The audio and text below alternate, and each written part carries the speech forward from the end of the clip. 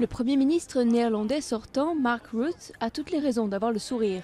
Son parti, le Parti libéral, vient de remporter les meilleurs résultats de son histoire, 41 sièges de députés sur 150.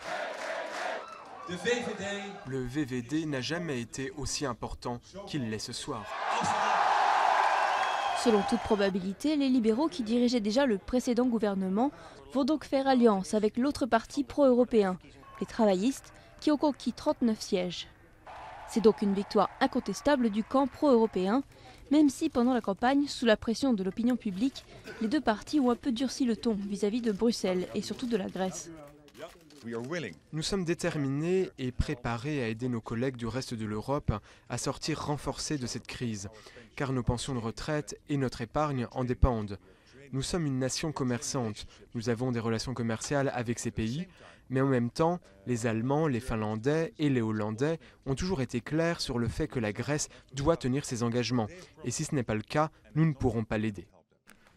Geert Wilders et son parti d'extrême droite, qui prônait la sortie pure et simple de l'euro, essuient un revers majeur. 15 sièges seulement, contre 24 en 2010. Les gens s'intéressent à ce genre de rhétorique pendant un temps, et puis ça les fatigue, parce que ce n'est pas constructif. Le fait qu'il se soit retiré de la coalition a aussi nui à sa réputation.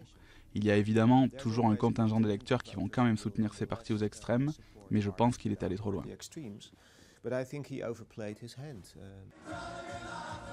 Les résultats néerlandais sont en tout cas une bonne nouvelle pour tous ceux qui, à l'intérieur de l'eurozone, entendent défendre l'existence de la monnaie unique.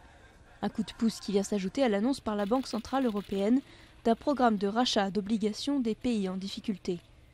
Et Mark Rutte est un allié précieux d'Angela Merkel, qui a reçu cette semaine l'aval de la justice allemande pour les mécanismes de sauvetage déjà mis en place.